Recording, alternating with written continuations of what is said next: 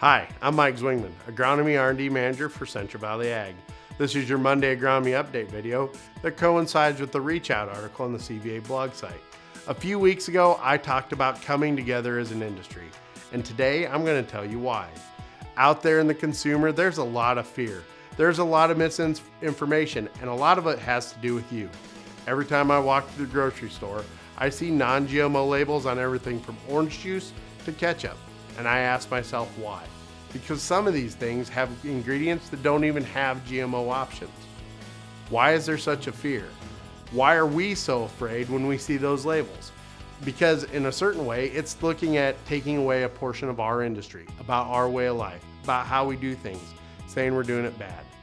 I'm saying there's a lot of questions out there that need to be answered. Our consumer has concerns. Whether their fear is real or not, it's real to them, and we have to learn how to deal with it. We have to learn how to engage them and tell them why we do things. Tell them how our food system is safer today than it's ever been in history. How we can produce more with less input and less energy than we ever have before in history. Talk about our story. Meet them on their level and answer their questions without getting defensive. I know that's tough because I get that way myself.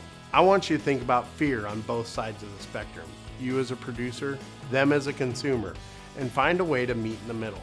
Not make compromise and change what you do, but understand why they make the decisions they make. Because preference is about those things. Preference is about knowing that you can make a decision well informed, and preference is also knowing that you can make a decision sheerly out of fear. But those are the things we're going to have to do to make our industry go forward.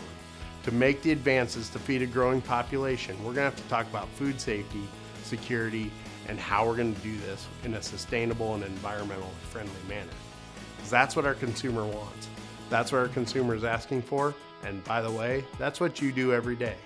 We need to go out and we need to tell our story. We need to have the conversations with the consumer, no matter where they are, no matter how they come to us, whether it be face-to-face or through social media. We need to make sure that we're doing it without being offended and without being offensive, because that's where we're going to meet them and that's where we're going to move forward.